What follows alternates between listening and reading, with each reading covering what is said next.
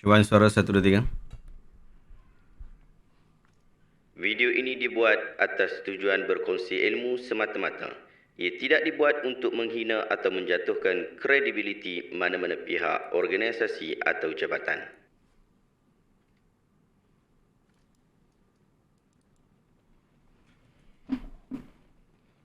Assalamualaikum warahmatullahi wabarakatuh. Saya Syihabuddin. Terima kasih banyak kerana anda berada di channel YouTube saya, dan terima kasih banyak jika anda telah tekan butang subscribe.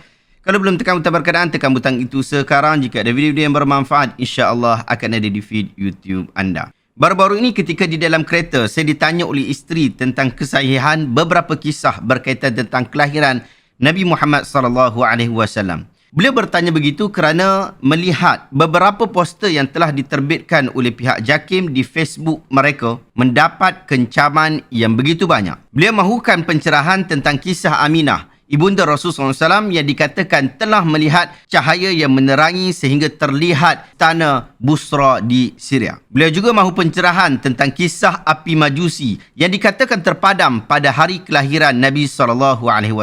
Adakah kisah-kisah ini benar atau ia adalah kisah-kisah palsu semata-mata? Sahabat-sahabat, sepanjang penelitian saya terhadap 12 kisah-kisah kelahiran Nabi SAW, saya dapati kisah-kisah yang popular ini tidak berdiri atas dakwaan yang kuat melainkan satu kisah sahaja. Sahabat-sahabat, untuk hari ini saya hanya nak bahaskan berkaitan tentang 2 kisah yang viral ini sahaja. Lain daripada kisah itu, anda dapatkan buku saya yang berjudul Kisah-Kisah Aneh Ketika Kelahiran Nabi SAW. Lebih banyak kisah di situ. Tetapi hari ini, kita bincang 2 bab ini sahaja.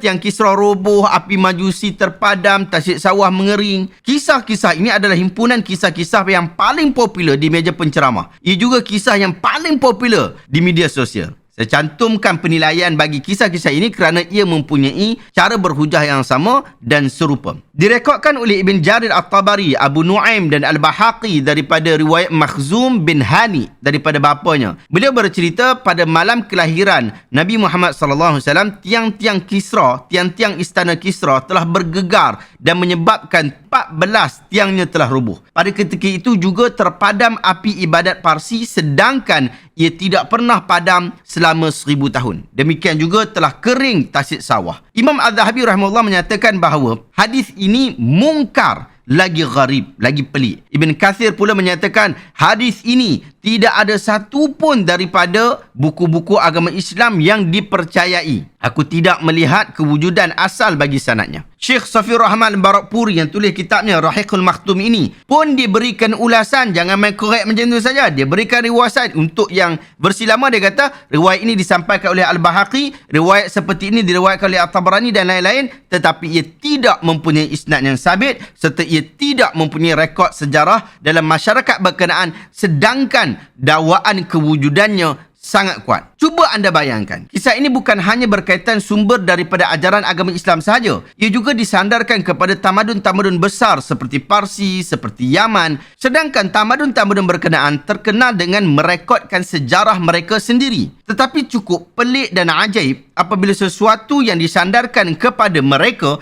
tetapi tidak pula disebutkan tentang kejadian yang aneh berkenaan daripada sisi mereka. Seandainya tiang istana Parsi telah runtuh, pasti akan menggemparkan negara, bahkan menyebabkan ia direkodkan di dalam pelbagai sumber. Tetapi peliknya, ia hanya ada dalam dakwaan buku-buku sejarah umat Islam. Pun begitu, riwayat sejarah yang direkodkan juga bermasalah untuk dipegang. Api yang dihidupkan oleh agama Majusi selama 1000 tahun dikatakan terpadam. Bukankah cukup menyebabkan ia tular? Tasik sawah atau sawah di Yaman merupakan sumber kehidupan rakyat Yaman. Seandainya ia mengering, pasti akan membuatkan orang-orang Yaman yang cukup ramai itu resah dan gelisah, sehingga mereka akan menyebut-nyebutkan kegelisahan mereka itu. Tetapi cukup pelik, cukup ajaib kisah lemah yang disampaikan kepada kita ini kerana ia tidak berjaya membuktikan kewujudan kisah berkenaan di dalam rekod orang yang menghadapinya. Kisah-kisah seperti ini adalah kisah-kisah yang digemari oleh para qusas, para tukang cerita. Kerana apabila anda menceritakannya, ia akan membuatkan pandangan mata dan telinga penonton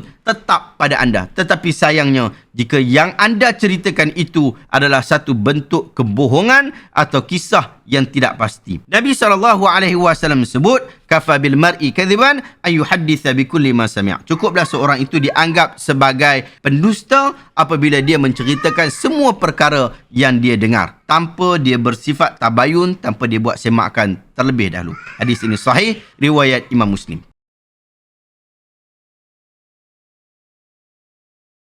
Katanya keluar cahaya daripada kemaluan Aminah. Ibnu Sa'ad meriwayatkan bahawa ibu baginda Nabi SAW iaitu Aminah berkata, ketika aku melahirkannya, daripada kemaluanku memancarlah cahaya yang menerangi istana-istana Syam. Imam Ahmad juga meriwayatkan daripada Irbad bin Sariyah pernyataan yang tidak jauh berbeza daripada riwayat ini. Riwayat ini dihasankan bahkan disahihkan oleh beberapa orang ulama hadis. Namun sebahagian riwayat menyebutkan bahawa peristiwa itu berlaku di dalam mimpi. Imam Tabrani dengan sanadnya menyebutkan bahawa wara'an umma Rasulillah sallallahu alaihi wasallam fi manamiha annahu kharaja min baini rijlaiha sirajun adha'at lahu qusurus Syam. Ibu Rasulullah SAW melihat di dalam mimpinya bahawa keluar cahaya daripada dua kakinya yang menerangi, di antara kedua-dua kakinya yang menerangi istana-istana Syam. Hadis ini riwayat Imam Tabrani dalam Mu'jam Al-Kabir. Al-Albani kata hadis ini hasan. Ramai juga ulama yang bersependapat dengan Al-Albani, antaranya Dr. Akram Dhiya Al-Umari. Saya menyimpulkan kemungkinan besar peristiwa ini benar-benar berlaku, tetapi di dalam mimpi ibu Nabi Muhammad SAW iaitu Aminah. Dia tidak berlaku secara nyata. Sangat tidak mustahil untuk ia berlaku jika kita sandarkan ia dalam mimpi. Apatah lagi dia dalam mimpi kita pun kita dapat bermimpi dengan lebih luar biasa lagi daripada mimpi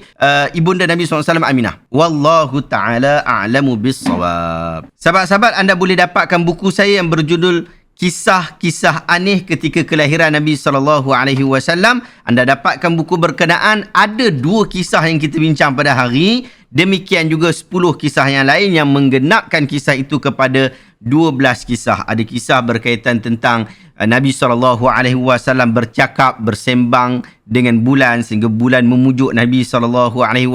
Ada cerita berkaitan tentang mimpi Mubizan, beberapa mimpi Aminah seperti mimpi diberikan namanya, diberikan tangkal dan sebagainya. Daripada kisah-kisah yang sebenarnya kebanyakannya dicerita di meja-meja penceramah. Anda dapatkan buku ini ada di Shopee, ada di Lazada. Link saya letak kat bahagian description. Wallahu ta'ala alam. Adakah anda dapat sesuatu ilmu yang bermanfaat pada hari ini? Jika anda rasa video hari ini bermanfaat, tekan butang share. Semoga orang lain juga mendapat manfaat yang sama. Terima kasih banyak. Assalamualaikum warahmatullahi wabarakatuh.